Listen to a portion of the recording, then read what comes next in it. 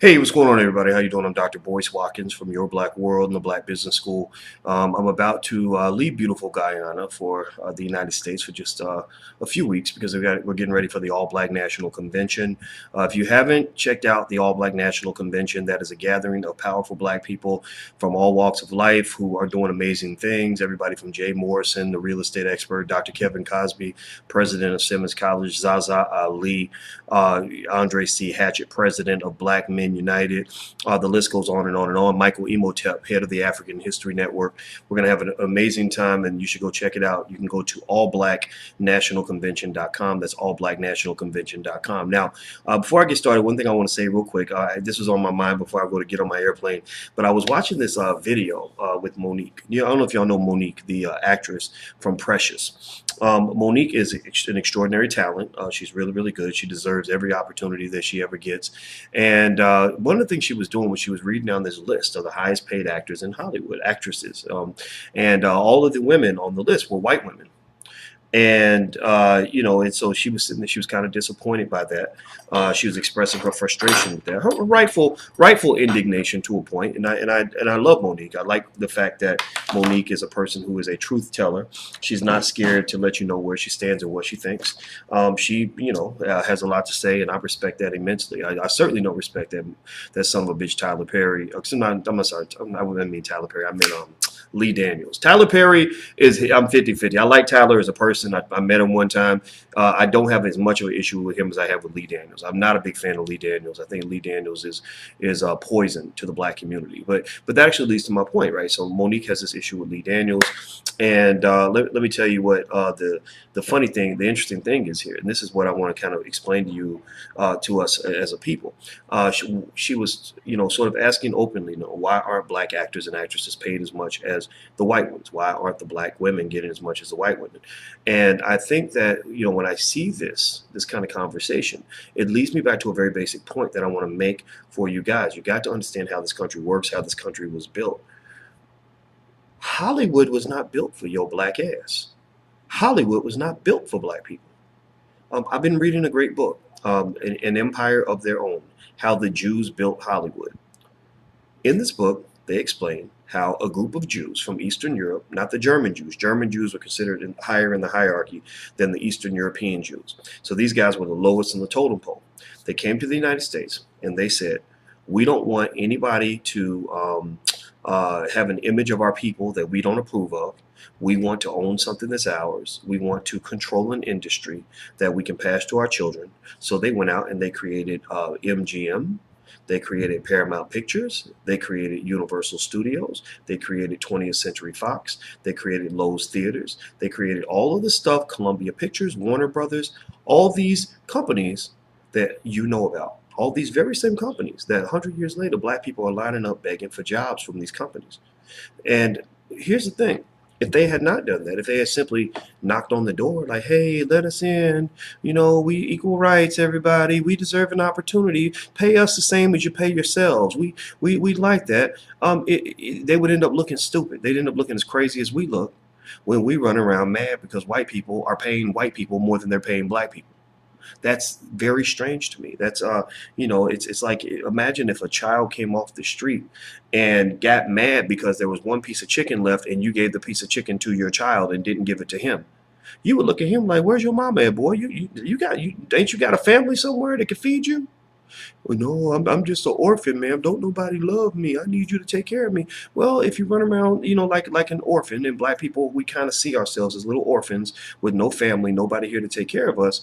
Well, then you're not going to get treated well. You're going to get abused. Now, somebody might help you out a little bit out of the goodness of their heart. They might throw you a crumb or two, and that's what Black folks get. Black people get the crumbs. In Hollywood, Black people ain't got no real power. They got a couple of people that are doing all right, but most Black people in Hollywood, I go out there all the time. They're struggling, they're stressed out. They all trying to be down with white folks. They all trying to get on at this studio and line it up for 3 hours straight, trying to get into for one audition and all this other crazy stuff that just seems weird to me. It seems very foreign to me, because I'm thinking that, with all the talent that you have, it would probably take less effort for you to figure out how to develop your own company and develop your own industry than it does for you to go beg a white man to take care of you, especially when white men as a collective have shown for 400 years that they don't give a shit about about you. Here's the thing about Hollywood. Black folks got to just understand this. Hollywood is a place for Jewish people, white people, and gay people. Those are the three groups of people that tend to get the leg up in Hollywood. That's why Lee Daniels is doing so well. Lee Daniels is a black man who has, I think he's proclaimed Judaism as his faith. I know he bragged about the fact that his kids have read Anne Frank 3 times, which again is I mean, he's a perfect example of Stockholm syndrome. He's a perfect example of the mental illness of racism. But again, he's a product of white supremacy. White folks did that to him. They made him into like a black Frankenstein, where he basically literally is out here destroying the world because he was programmed by people who hate you. Lee Daniels, we know he's gay. He's openly gay. And I mean, I'm not going to tell you that it's right or wrong to be gay. That's up to you to have your own opinion on that. But I will tell you that opens doors for him in Hollywood. Let's just be clear. Let's just be real about that. So my point with Monique and all of that is that Monique is blackballed. Monique is blackballed in Hollywood. She's not getting the opportunity she deserves. I saw her in a movie last year, and I'm glad she was in the movie. But she's blackballed in a way where I'm not surprised at all that she's blackballed. I mean, it's easy to predict that somebody like Monique would be blackballed. She's out here telling truths about racism and white supremacy. She's explaining how all this works. She's talking about these racial disparities in an open way. And the problem that you have to understand is, or the thing that all of us have to kind of get, is that freedom is for grown folks. Freedom, and what I mean by that is, if you're going to go and you're going to just attack the people who are writing checks for you, bite the hand that feeds you, talk shit about the white man who owns you. Well, you need to be ready to own yourself. If you don't understand how to own something, then somebody's going to own you. Because it's hard for you to fight against the person who owns you when you own nothing and you've got nowhere to go. So what happens is, when you see black actors and actresses speak up about the racism in Hollywood, they get blackballed and they have nowhere to go. Why? Well, because you have a community that's always looking for the party and never looking for the power. You look at hip hop. Look at hip hop. Black people, you invented hip hop. You created one of the most powerful and extraordinary art forms in the history of all mankind, and you don't even own that shit.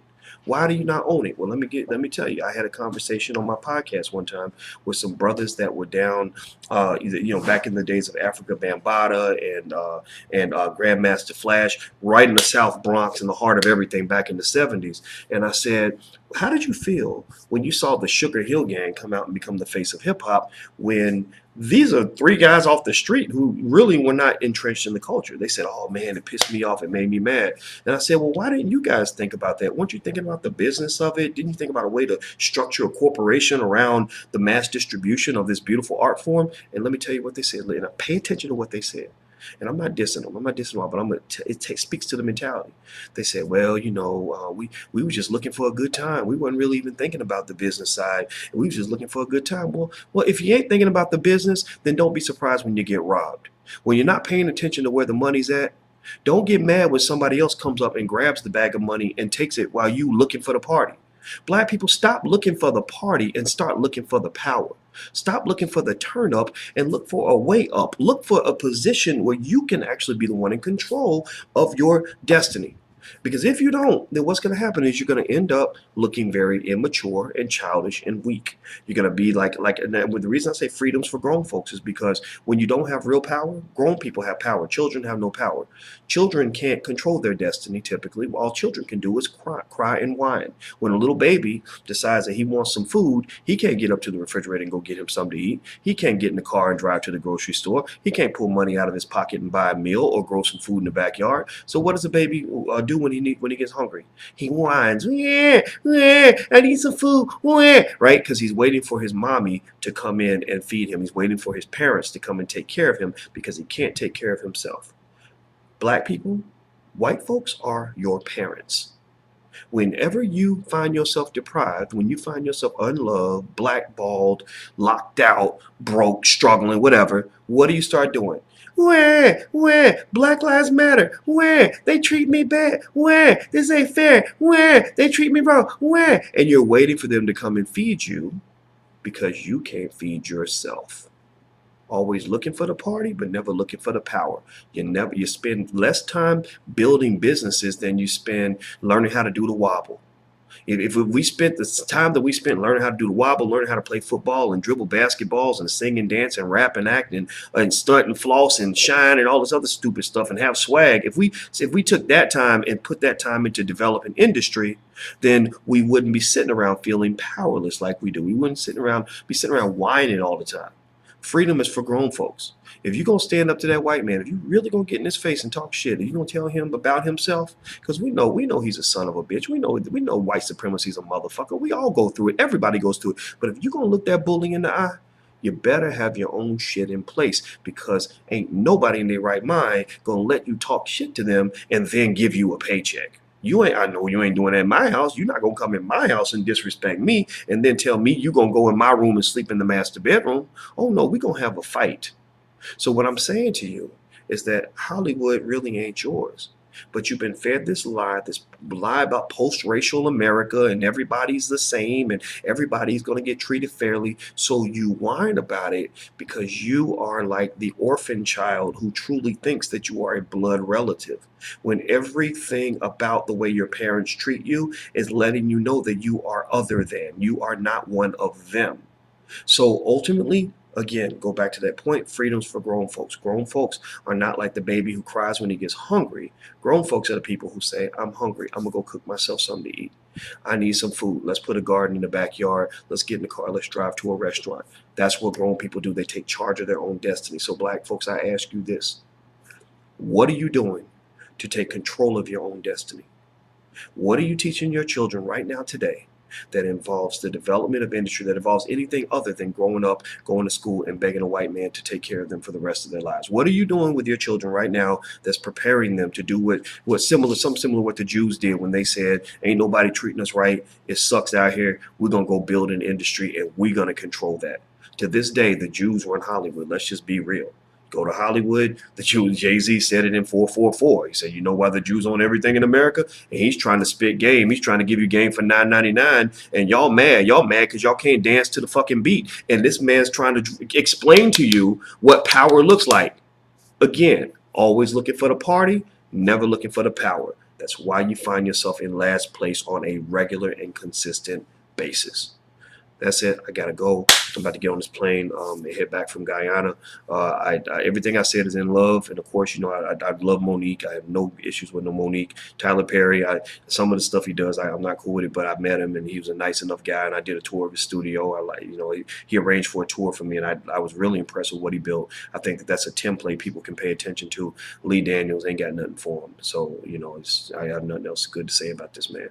But anyway, in fact, I think he's a bigger threat to black power and existence than any KKK member ever could be. White supremacy works better when you put it in blackface. Lee Daniels is white supremacy and blackface, and that's just my 2 cents.